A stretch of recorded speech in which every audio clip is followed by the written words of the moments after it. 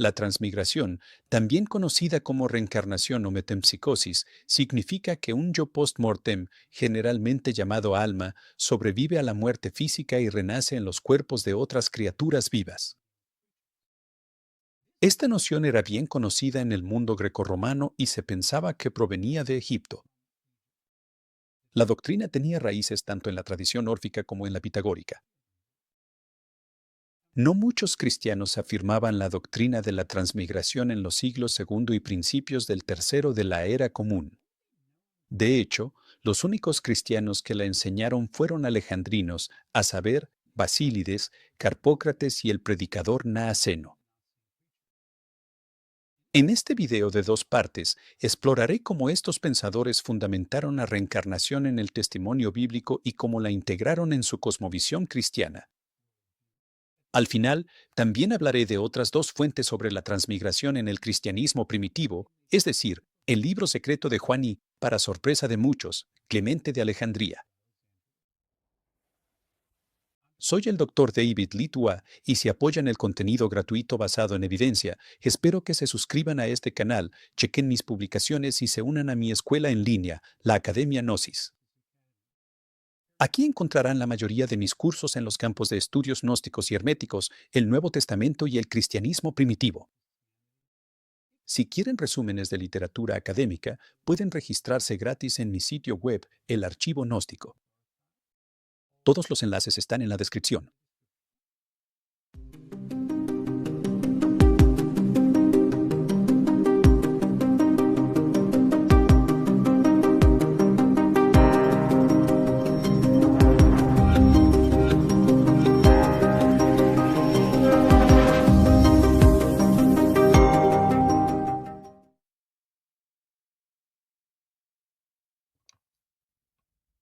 Los teólogos alejandrinos generalmente entendían la reencarnación a través del filtro de Platón. Según Platón, la transmigración era una herramienta de la providencia divina utilizada para entrenar y purificar el alma para la vida celestial. La vida terrenal era una especie de purgatorio. Un alma volvería a encarnarse en la tierra tantas veces como fuera necesario para purificarse. Aquí, la purificación es principalmente una purificación moral, es decir, el control o la supresión de nuestros hábitos y emociones violentas. Según el Tímeo de Platón, si un hombre no logra dominar sus emociones y vivir justamente durante su vida, renace una segunda vez, ahora como mujer. Y si aún así no se abstiene de los consejos, se le transforma una vez más, esta vez en algún animal salvaje que se asemeje al carácter malvado que ha adquirido, y no tiene descanso de estas arduas transformaciones hasta que conforme su mente al movimiento constante e irracional de las estrellas. Aunque Orígenes pensaba que la transmigración era una doctrina ancestral entre los judíos, hay poca evidencia de que autores judíos en la antigüedad defendieran la reencarnación. Sami Ilikar Yanma ha argumentado que Filón de Alejandría aceptaba una doctrina de la reencarnación. David Runia reconoce la reencarnación como un tema en las obras de Filón, pero pone en duda que Filón en verdad estuviera comprometido con esta idea. Por supuesto, uno puede defender una tesis sin estar seriamente comprometido con ella. Quienes estén interesados en Filón pueden ver mis videos sobre él, así como mi reseña del libro de Ilikar Yanma sobre la reencarnación en Filón de Alejandría. Pero si sabemos que varios teólogos cristianos primitivos propusieron una doctrina de la transmigración, la mayoría de ellos la veía como parte de un sistema más amplio de providencia. Dios permite que las almas sean castigadas y purificadas al ser enviadas a diferentes cuerpos. Sin embargo, los encargados de este sistema normalmente eran seres inferiores. A veces se les llamaba ángeles, daimones o arcontes. Comencemos con la figura de Basílides, quien floreció en Alejandría a principios del siglo II, durante el reinado de Adriano. En las citas de Basílides, él nunca menciona la idea de la reencarnación, pero hay tres fragmentos que afirman que él o sus seguidores sostienen esta doctrina. Dos fragmentos mencionan cómo él o sus herederos interpretaron la Biblia para descubrir la transmigración. Pero no sabemos si esas interpretaciones se presentaban como verdades fundadas o como hipótesis. Este es el primer fragmento. Cito, porque el apóstol dijo, porque yo vivía una vez sin la ley, es decir, antes de venir a este cuerpo, viví en ese tipo de cuerpo que no está bajo la ley, un cuerpo de vaca o de ave, estoy seguro. En esta interpretación de Romanos 7 a 9, Basílides señaló que Pablo una vez vivió apartado de la ley. ¿Pero qué ley? Orígenes pensaba que se refería a la ley natural, no a la Torá. Pero Pablo acababa de citar uno de los 10 mandamientos en Romanos 7:7, es decir, no desearás o no codiciarás. Por lo tanto, rechazó la interpretación de que la ley a la que se refiere aquí es una especie de ley general que aplica a toda la humanidad. La ley aquí se refiere a la ley judía o la Torá. Dado que Pablo, como judío, nació bajo la ley, técnicamente no hubo un momento en el que él haya vivido apartado de la Torá. En palabras de Orígenes, por esta razón, Basílides comentó que Pablo debió haberse estado refiriendo a una vida anterior, diferente a la que vivió como judío bajo la ley de Moisés.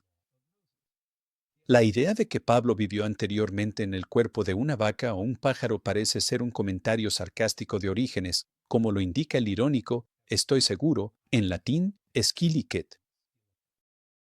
El hecho de que sea Orígenes quien imagina aquí distintos tipos de animales se muestra en su comentario posterior, cuando dice, cito, como es que algunos introducen, a partir de la frase del apóstol donde afirma, yo viví una vez sin la ley, la doctrina de la transmigración, que enseña que las almas humanas habitaron antes en bestias, en aves o en peces, y así llegaron a ser humanas.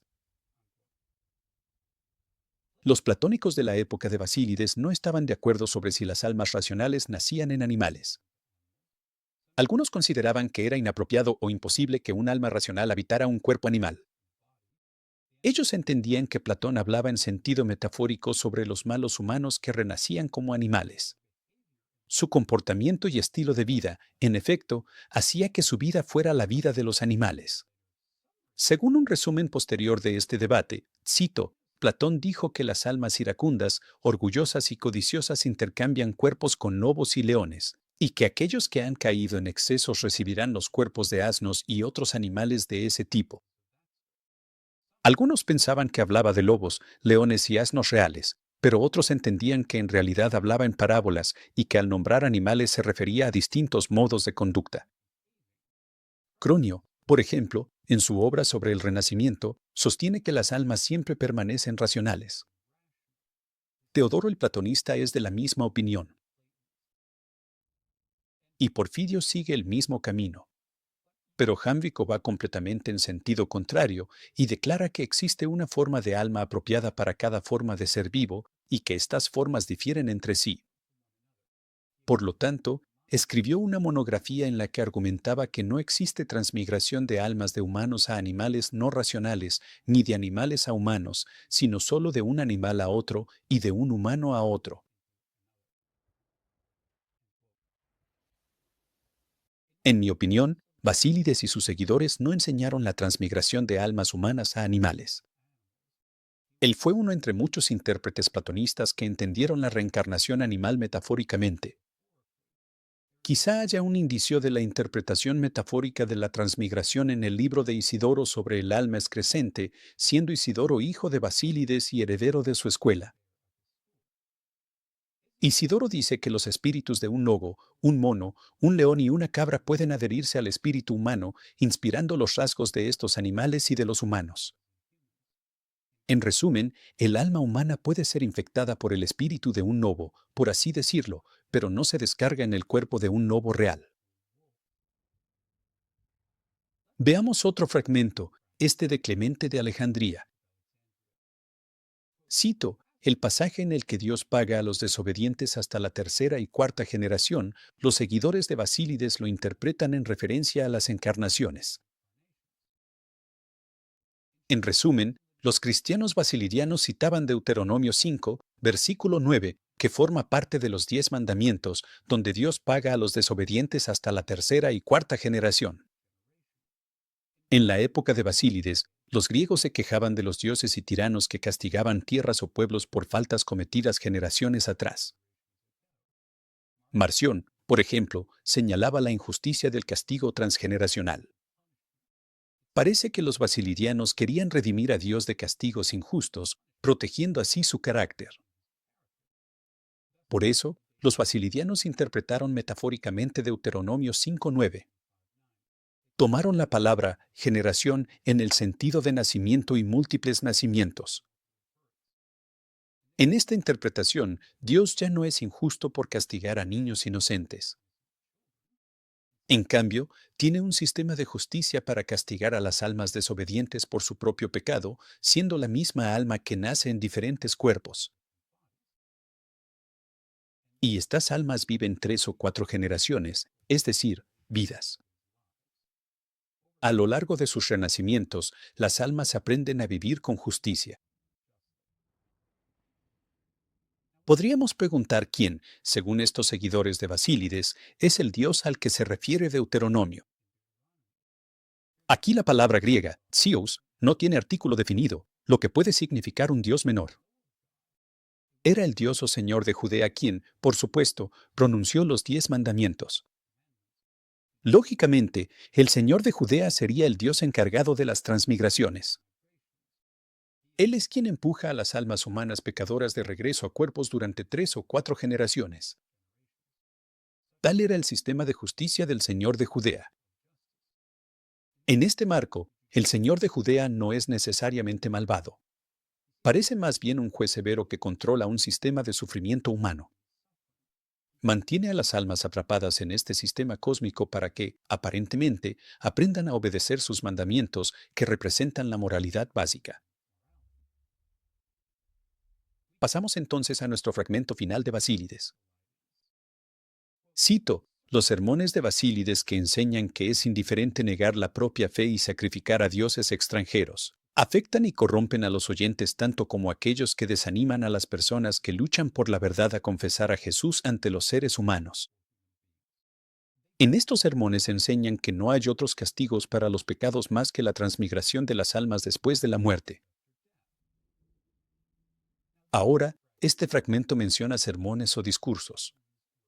Discursos de Basílides. Estos discursos evidentemente fueron preservados por los seguidores de Basílides, quienes los usaban en su enseñanza. Ireneo transmitió que para Basílides comer carne de sacrificio era moralmente neutro, pero en realidad enseñó Basílides una ética de la moralidad neutra. Es tentador presentar a Basílides como discípulo de Pablo, quien en 1 Corintios 8 y 10 parece aceptar la idea de que comer carne sacrificada a los dioses grecorromanos es permisible en algunos casos. La verdad es que no conocemos la interpretación basilidiana de estos pasajes.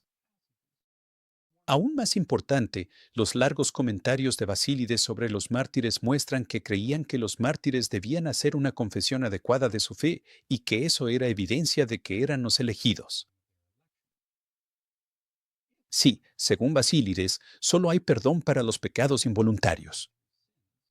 Podríamos inferir que tal vez existían otros tipos de castigos impuestos por señores menores para purificar los pecados voluntarios. Podemos suponer que para Basílides la transmigración era uno de estos castigos purificadores. Para Basílides no existía el infierno. Los pecados se pagan en esta vida, y si necesitamos pagar más pecados, simplemente reencarnamos. No hay infierno. Esta enseñanza, desde la perspectiva de Basílides, sin duda apoya en vez de socavar la justicia de Dios. De hecho, era injusto que Dios castigara de manera dura y eterna a un alma que Él mismo creó. La reencarnación significa que el alma siempre tiene otra oportunidad para redimirse. Ningún castigo es vengativo ni destructivo. Todo castigo es terapéutico, diseñado para sanar el alma.